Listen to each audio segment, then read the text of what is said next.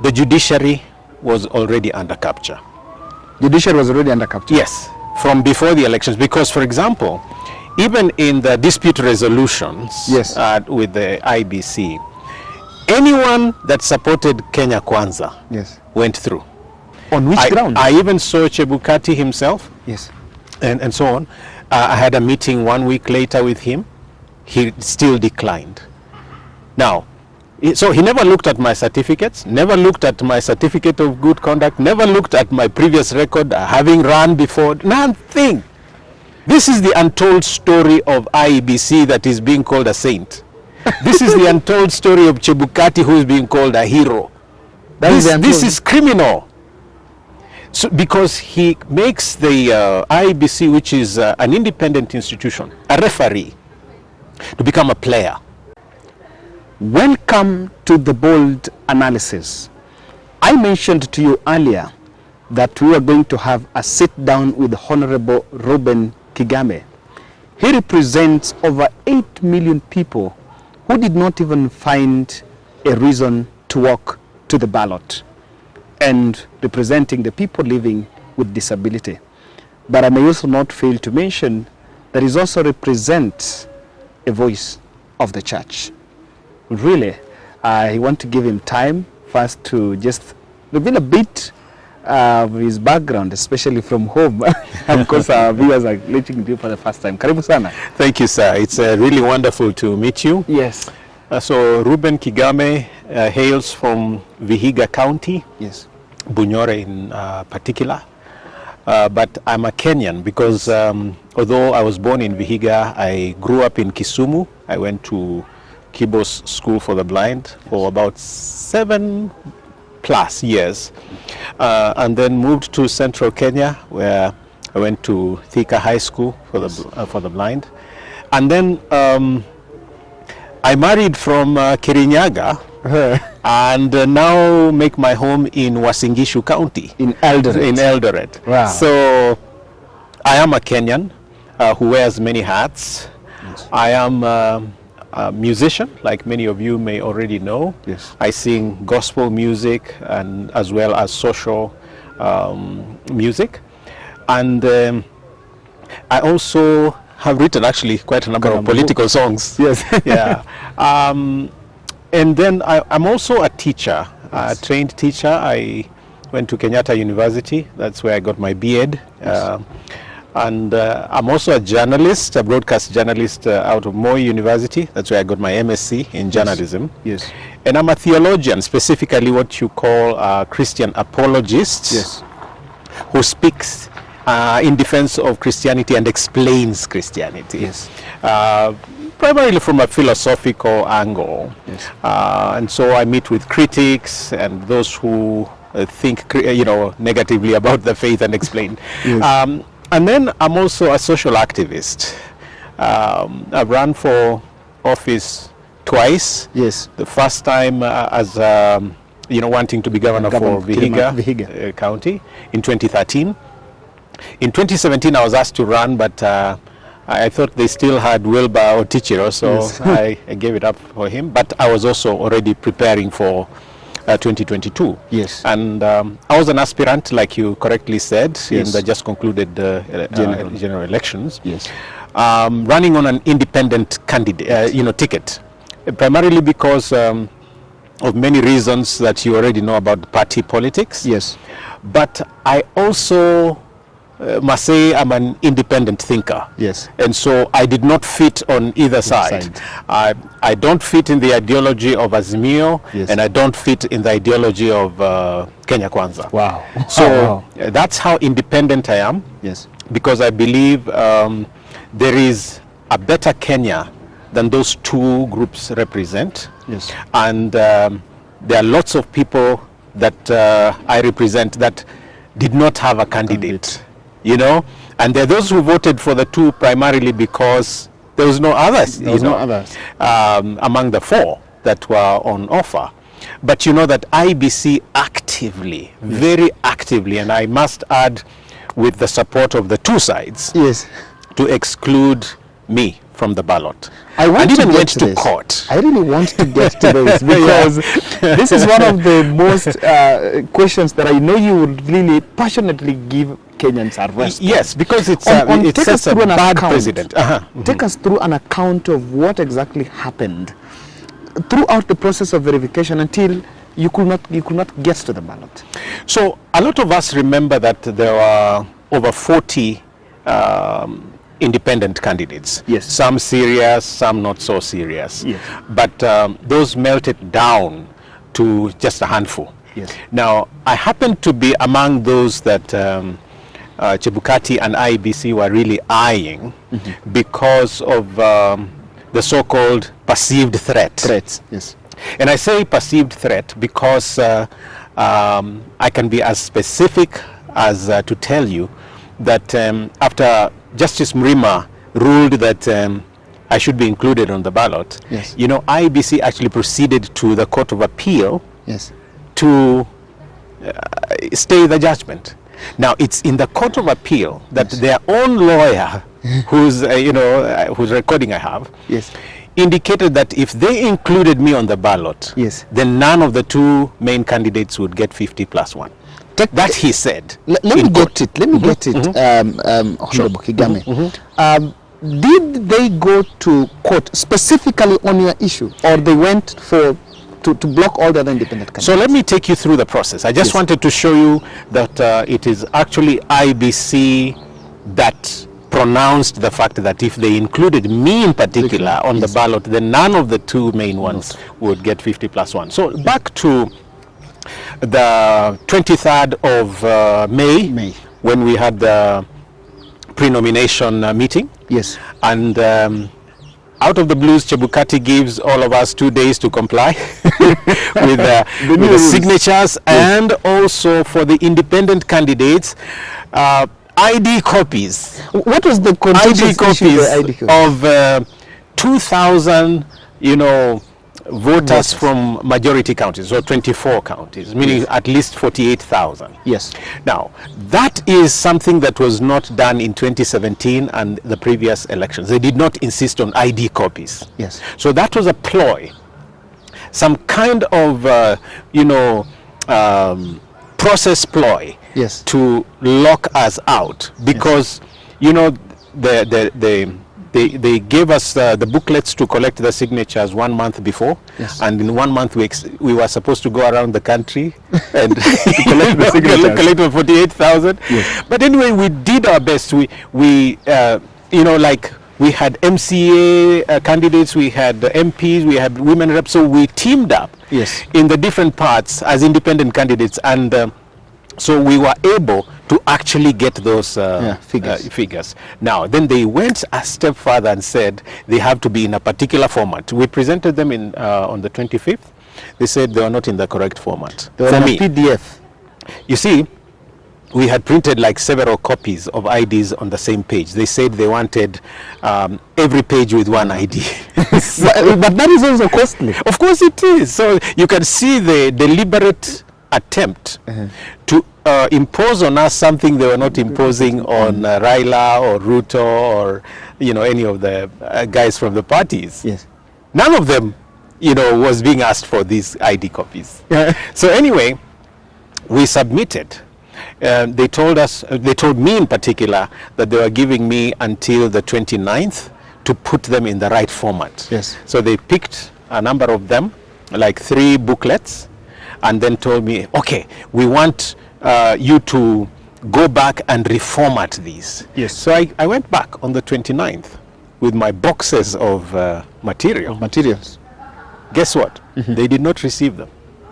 To this They day, declined to receive. they declined to receive them. On which ground? I even saw Chebukati himself, Yes. and so on. I had a meeting 1 week later with him. He still declined.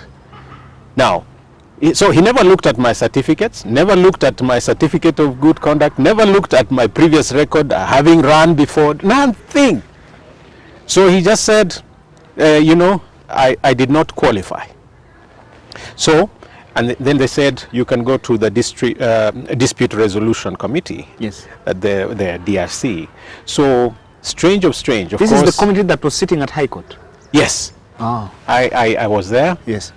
Appealing, of course, for a review. They still said I did not qualify. So I went to the High Court. But concurrently, as I'm going to the High Court, Yes. several independent candidates and those who were aggrieved, including Ekurau Court and several others, filed a separate petition, Yes. number E160, against that process of ID copies and so on. Yes. And guess what? The courts actually quashed that requirement. That requirement. Yes. But I want Okay. let me just hold on that requirement. Does the IEBC have the mandate, or rather to just inject such a protocol there, or such a process without, is it not in law what really someone needs to do for him The to qualify? Constitution says signatures. They added ID copies. Oh. Now that So this was done deliberately. Yes, deliberately, and also notwithstanding that it infringes on the right to privacy. Yes. You know, you don't know what these guys are going to do with your data, the data preservation, the data privacy policy. So they used that to lock the independent candidates out, including me. So anyway, the court quashed that requirement and said it was illegal. Yes. Now, that should have put me on the ballot, Yes. but they didn't.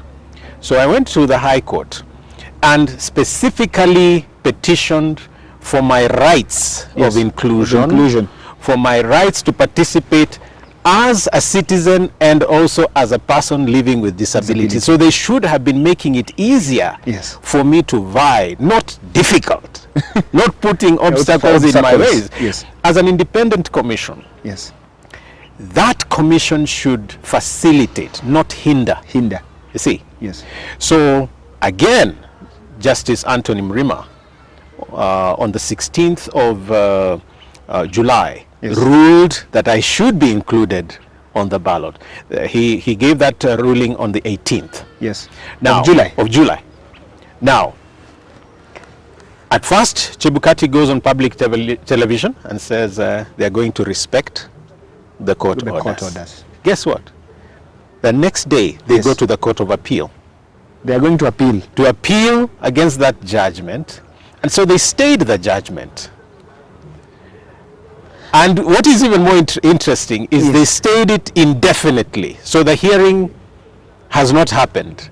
They made sure that it happens after elections. This is the untold story of IEBC that is being called a saint. This is the untold story of Chebukati, who is being called a hero. This is criminal. So, because he makes the IEBC, which is an independent institution, a referee, to become a player. They were playing against me. They were actively ensuring I don't run. And then they lied to citizens that to include my name on the ballot, it would cost 971 million. Okay? Then I asked myself, how did they do the Mombasa gubernatorial and the Kakamega gubernatorial like 1 or 2 weeks after? You see, this is the hero. This is the saint of IBC. Blatant lies and breaking of the law. It's criminal what they did. Now, of course, I proceeded to the Supreme Court. My petition, well, the one that he was ruling against was E275. Yes. So they stayed the E275. Yes. So I have 2 petitions that are pushing me to be on the ballot, but They're not being refused obeyed. completely. Now, so my petition E009 2022 in the Supreme Court. Yes. IEBC also pushes is out, so it wasn't hard.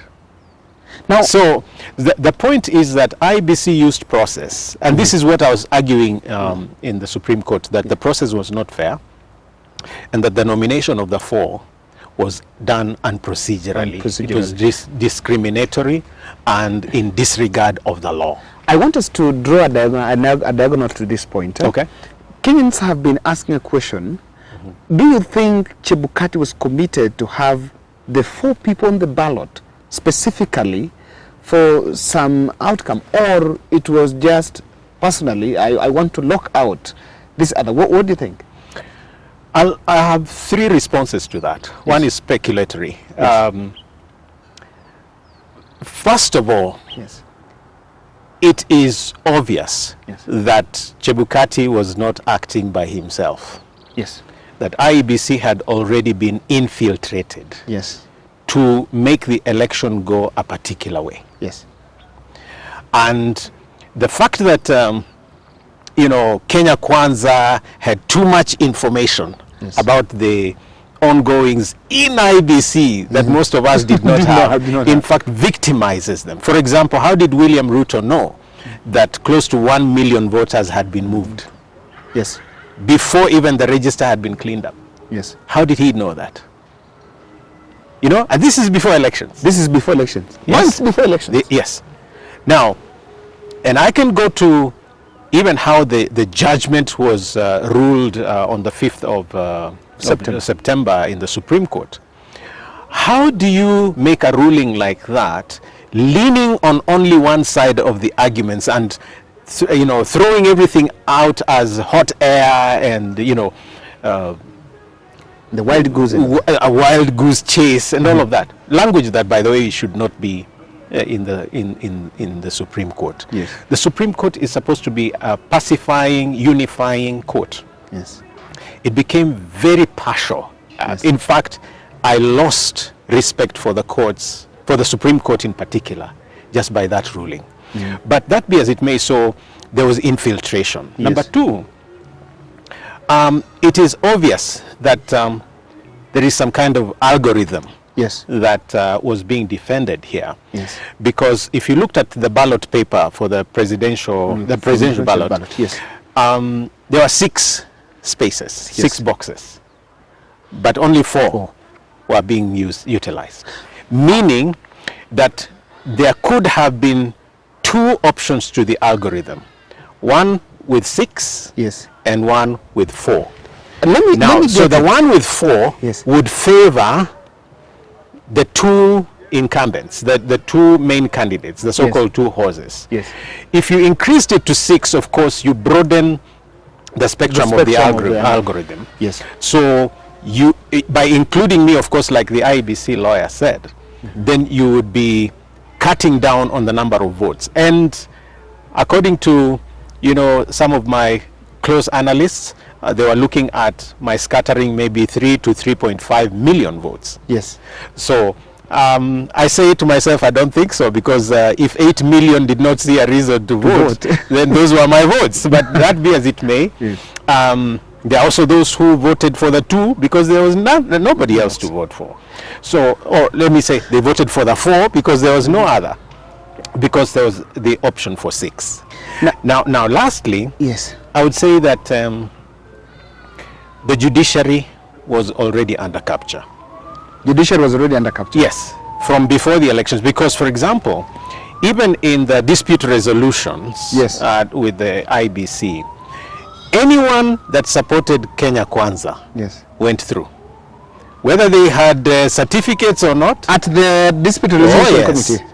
The one at the High Court? Yes. Don't you remember that one at High Court? Yes. So remember, like the Sakaja case? Yes. Now, so it was now a play was introduced between the Commission for Higher Education, Commission for University Education, IEBC, and the courts. Yes. So in that ping pong situation, mm-hmm, you find justice was actually thrown out of the window. And then comes the High Court. If you remember the Azimio case involving Sonko, out. Yes. The cases involving independent candidates, out. So the only ones that were going through really yes, were Kenya Kwanza, meaning Kenya Kwanza, by virtue of them being named too much, yes, with IEBC, yes, ended up being the culprit we are saying had interfered with the judiciary. And I'll add one more thing. Yes. William Ruto specifically kept saying, achana na IEBC, achana na Wafula Chebukati, wewe Kinoti wewe. So it became, you know, sometimes people run when nobody's chasing them. Yes. So it became very, very obvious that there was a connection of sorts. And if everything was denial, denial, denial, then of course the smoke is a sign of fire. The clouds are a sign of rain. Oh, I can't add anything to those words. I really want to ask, at what point did you part ways with your lawyer, Danstan Omari?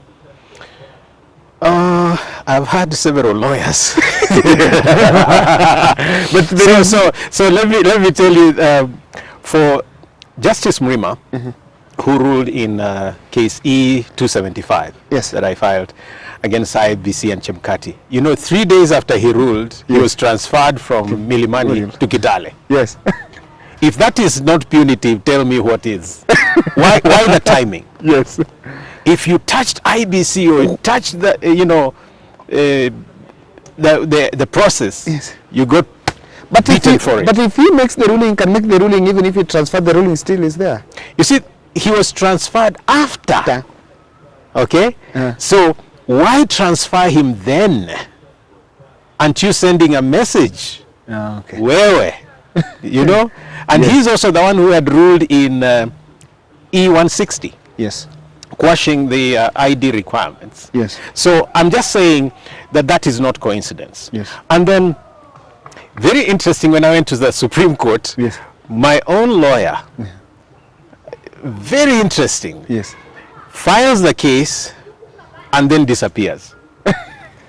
Only to re-emerge to say my case had been thrown out, my petition has been thrown out. And again, he was representing some other group living with disability. No, not that one. No. You see, the group living with disability, that was a very interesting distraction. The one by Danstan Omari. Yes. They're coming the last minute and so on. I think it was a show of diversion. But my particular lawyer, there were two, yes, but he in particular, yes, took off, and he's the one who was receiving the documents.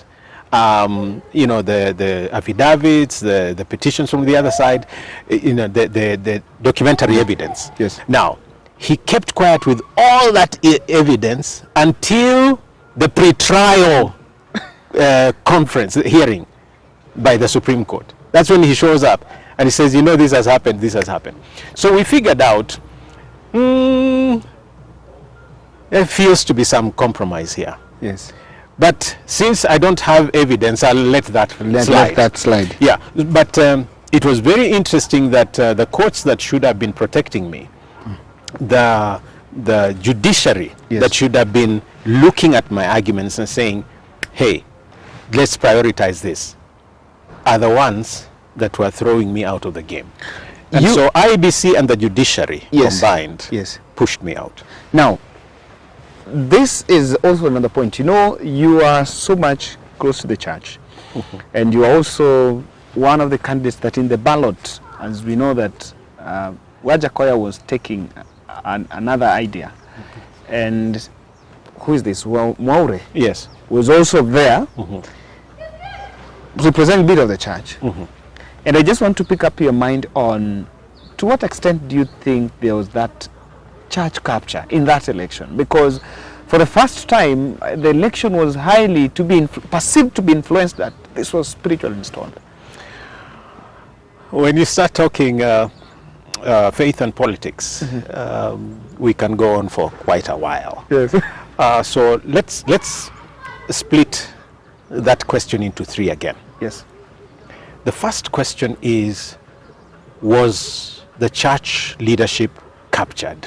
Yes. Prior to the elections? Prior to the elections. And the answer is yes. Because there were quite a number of visits to the current residents of clergy, not once, not twice, not thrice, several times, delegation upon delegation. Now, it's now in the public domain that some of those meetings ended up with the signing of some MOUs. Some MOUs. Yeah? About certain things the new government needed to do for the church. So in that kind of if you looked at it that way, Yes. then there was some kind of capture. Because on the one hand, the leaders were saying to the church members, vote according to your conscience, Yes. kila mtu chagua ile unataka. But on the other, they were actively negotiating. And that is just plain Double standards. capture. Yeah. You say, vote the way you want, and yet you are negotiating for one particular candidate. Now, that we can talk about. The second thing was that in terms of the general church position on this election, in fact, I think it is the church that played the unifying role. Sorry. Yes. Okay. Shall I repeat? Yes. Okay. So on the second point, I think it is the church that played the unifying role, Yes. the church in general, Yes. so that you find people, regardless of the denominations, were praying together. Yes. They were, you had even had what Apostle Kimani was calling the prayer caravan. They went Yes. through all the counties praying for peace, for unity, and I think it contributed to the peace that we enjoyed at election and after. Yes. And now, so to that extent, we need to give it to the church. Yes. They did such a splendid job Yes. to represent, the voice of It's peace. in the face of diversity. Yes, and I really appreciate that, because in terms of membership, all the church members were pretty much united. Yes. Now, the third thing is what I was tweeting actively about after the inauguration. Yes. That there was the polarization of the evangelical wing of Yes. the church. Yes. So that, for example, if you just did sheer statistics, there were 5 people that prayed on the day of the inauguration. There was a Maasai traditional prayer, there was a Catholic, and then there was There were the evangelicals. no, there was a Muslim, Yes. and then there were 2 evangelicals. Yes. So already numerically, you had 2 evangelicals and then 1 of each. For national inclusion, for national outlook, that is not right. That is not right. Yeah. So it already shows you have a leaning towards the evangelicals. Now, I need to clarify to you, sir, Yes. that I am an evangelical myself. I wanted to ask And you so, that. I I'm wanted not to ask you saying that this was wrong because I'm not. I Yes. actually am. Yes. And I think that is as objective as I can be. Yes. That even if it involves me and it is the wrong thing, it should not be done. Now, then comes the issue of presence at State House. Yes. Nothing wrong with praying at State House. Yes. Nothing wrong with actually calling people to fellowship with you as a president at Yes. State House. Yes. But don't make it a national issue. Don't make it a national No, issue. don't mediatize it. Don't, if you're going to invite people publicly in the name of religion, then be inclusive. Call the Catholics, call the SDAs, if you want Christians, that Yes. is, Yes. African independent churches, whatever. Now, if you lean so much towards one side and then you begin to show your religion in public, Yes. then you polarize at a religious level, because you're leaving out the Muslims that you included at your day of inauguration. Yes. You're leaving out the Catholics. You're leaving out the African traditional religionists. Yes. And so on. So the easy thing to do is don't mediatize it and don't show polarity. Don't show opulence in Yes, it. it doesn't mean that you cannot show your faith. Yes. It doesn't mean that you cannot pray. It doesn't mean that you cannot meet people. But don't make it a national issue. Because State House is not a place of, it doesn't go. It's not a It doesn't one go. one Yeah. one And one religion. that's one why sometimes I get misunderstood, because you see, first of all, it looks as if Ruto and the clergy were defending, like the will of God, or defending the ways of God and so on.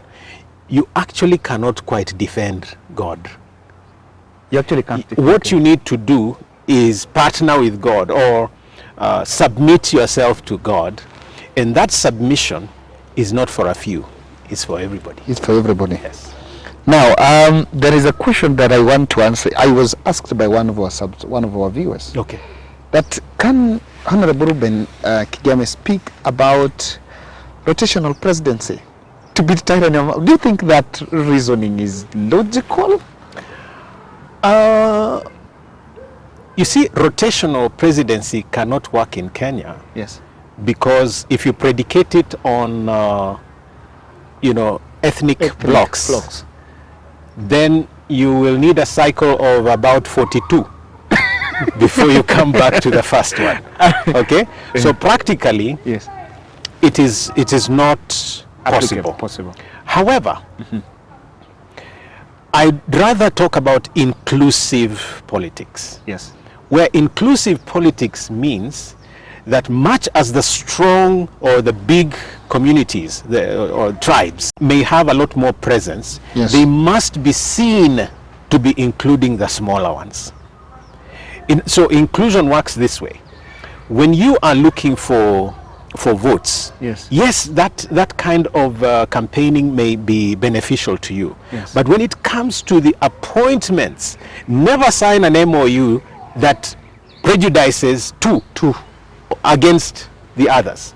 So the first mistake that Ruto made in this last election, and also with Uhuru in 2017, yes, and with him in 2013, is that they came to the scene as Kikuyu Kalenjin. Yes. Now, the question is, what happens to the Luo? What happens to the Luya, the Akamba, the Mijikenda, the Badavida, the Somali, the Rendile, the Turkana, the Ateso, the Pokot? What happens to the Kurias? Now, the remedy is not to then go making tribal appointments. Yes. The remedy is at least get regional. Yes. Okay? Regional enough. You know the way a mother divides scanty food? Yes. If you have 5 pieces and you have 10 children, break the 5 into 2 and go around. Yes. Then you'll be seen to be equal. Now, so split the positions equally against the regions, and then in the subsequent, like the CAS positions and all the other civil service appointments, yes, keep going round. Keep going round. Of course, in some cases, you'll find that the dominant communities will have more people who are qualified. That is not a problem. That's not a problem. The issue is, if you have 2 from each of them, yes, can you at least then have 1 from the other communities? Now, the mistake they're making is to have us feel, because he is Kalenjin, the bulk of the appointments must come from the Kalenjin community, and because Rigathi is Kikuyu, the bulk of them must come from the Kikuyu, and then the others fit somewhere, just survive by fitting somewhere. They're not close to the power. So the problem of that is Kenya is not for those 2 communities. And even if you were to go with, for example, Honorable Raila's representation, even if you were to argue that he represents the Luo, for example, yes, if you make appointments among the Kikuyu and the Kalenjins and leave out the Luo, yes, what do you do with them? Because they will feel disenfranchised. Disenfranchised. Yes, but it is not about disenfranchisement that we should be even worried about. It should be, what are the principles that make us make those appointments? You see, pre-election, something goes wrong because you bring your cronies, then whoever funds you, yes, dictates, what appointments. Like bring in Mudavadi, bring in Muturi, so they'll give you some money, but they'll also give you some kind of block of latitude. Yes. Okay, so you end up being obliged to actually appoint them or whatever, and it doesn't matter their record. So I usually say an election is one pre-election, yes, during the campaign, not post-campaign. Not post-campaign. And so I would say, for example, my principle is that no MOU in terms of the actual government appointments should be done prior to elections. It should be based on meritocracy, professionalism, and asking the question, who is the best Kenyan that can do this?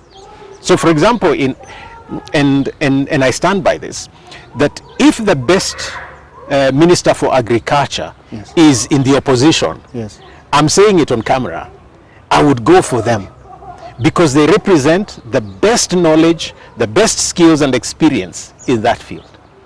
And that is what we need to do for Kenya, that we need to move away from crony politics, you know, the reward games, to professionalism, and to meritocracy. Yes. Wow.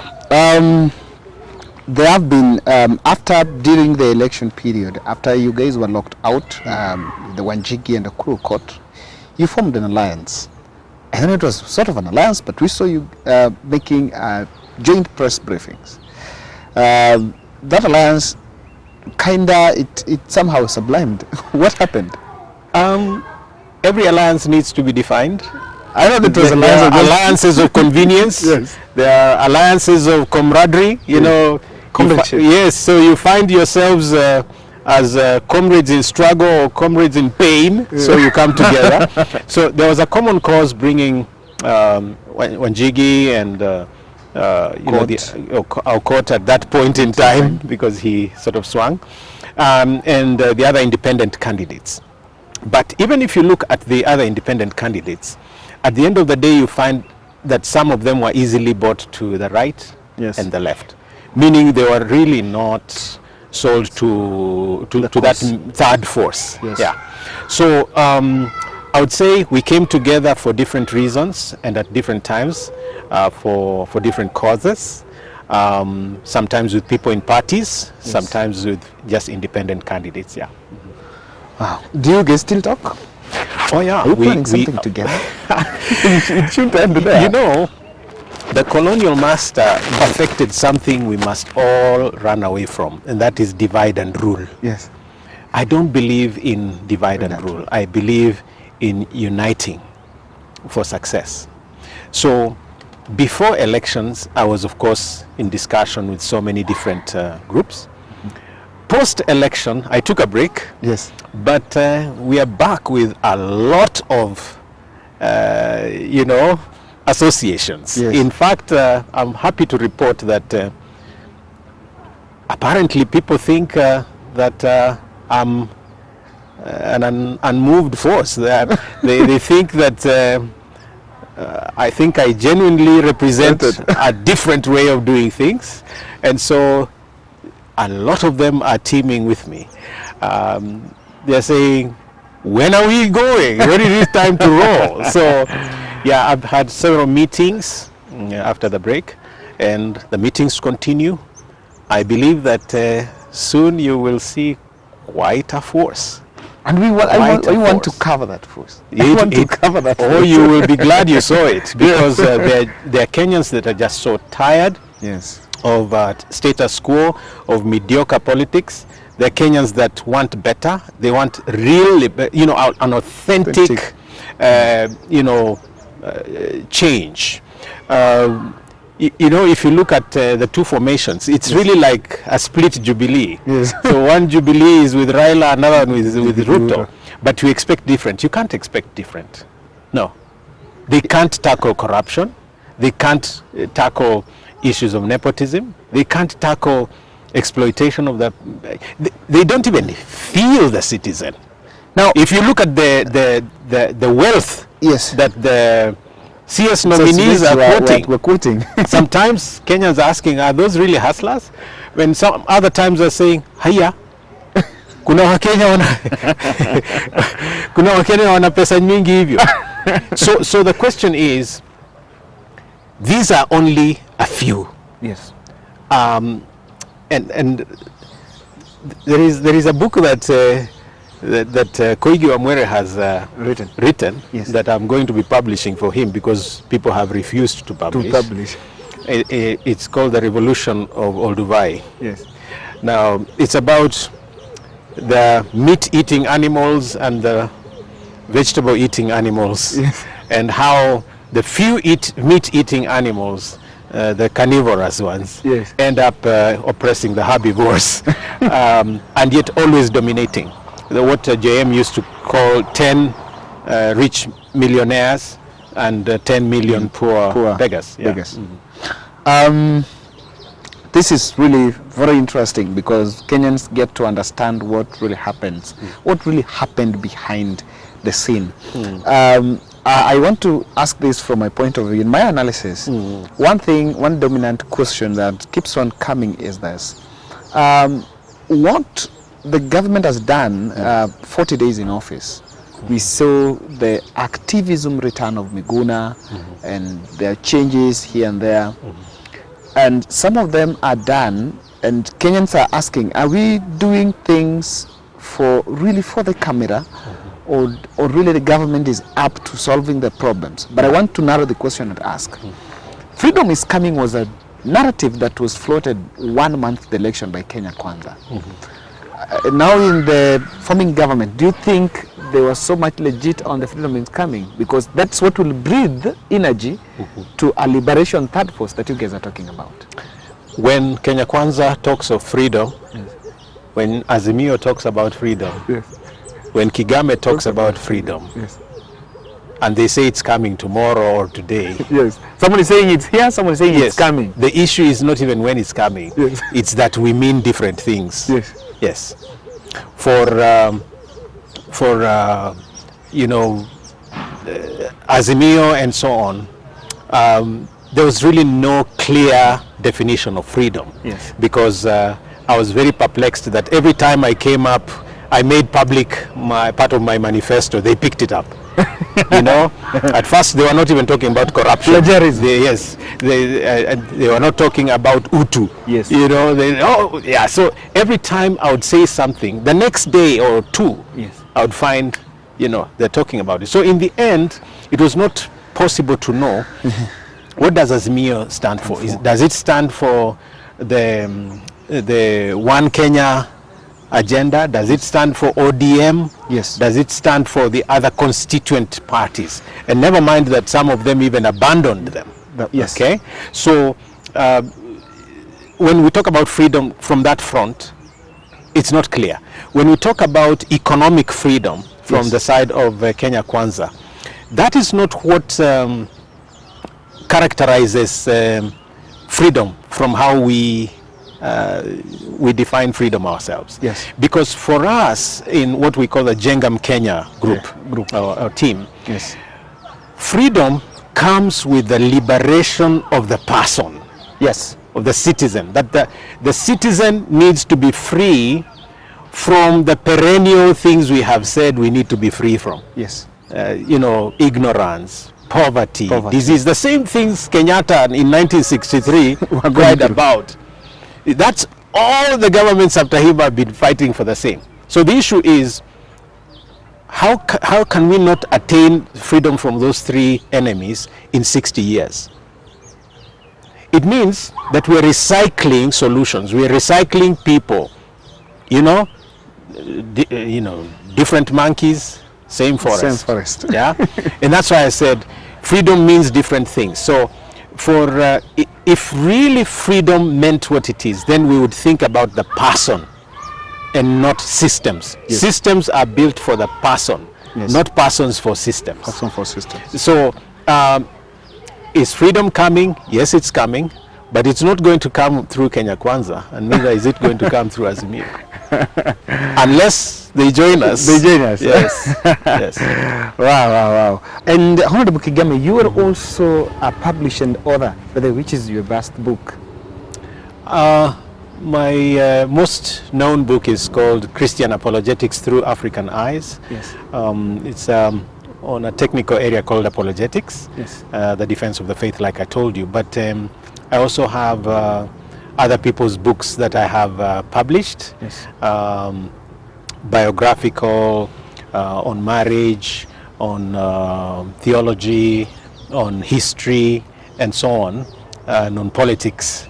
But I do have a special little something. This is edited by a friend of ours called Jane Yobera. Yes. It's called Reuben Kigame, The Raw Reflections. Wow. This one you can have as Yes. a special gift. That's what I had Thank in you. my with me.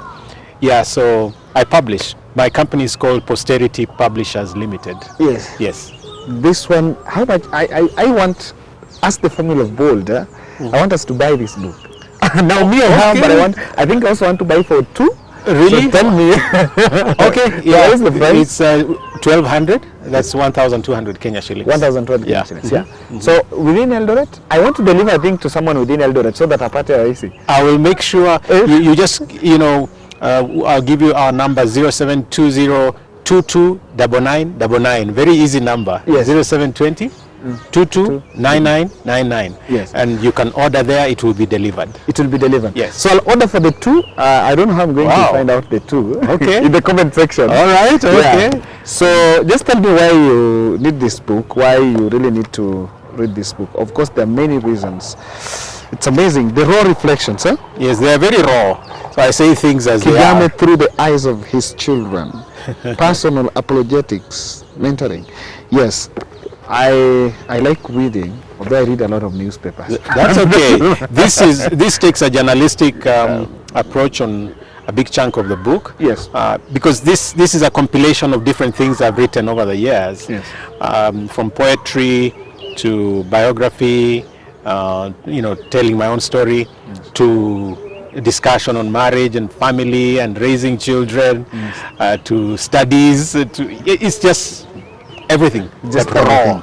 Traveling, like when I traveled to Burundi, and I really liked their fish called sangara and mukeke. Honorable, you do know at one point I always thought you are from Rwanda. When let me tell you, with it. if you asked anyone from Kigali or any part of Rwanda Yes. about Reuben Kigame running in Kenya, they actually suspected that it was a Rwandese Yes. running in Kenya, so they were going to have Kagame in their country and Kigame in Kenya. So one of their newspapers actually carried a story on me. Yeah, I take this with a lot of humility. You're welcome, sir. Thank you for this. Karibu And I sana. know it's a good one for us as Team Bold, and you don't let us down. I you. believe that we are going to buy and read because we have people that embrace the reading culture. That's Even right. if you're abroad, I wanted to buy for someone here. It's on Amazon also. Yes, it's on Amazon. Yeah, all my books are on Amazon. Wow. Yeah. Yeah, so we're gonna buy this book and read so that we also happen to understand. Thank we you. understand what's happening in this country. Asante sana. That's the end of this interview. And let me say God bless you. Bless you too, sir. Thank you. Thank you. Thank you. Asante.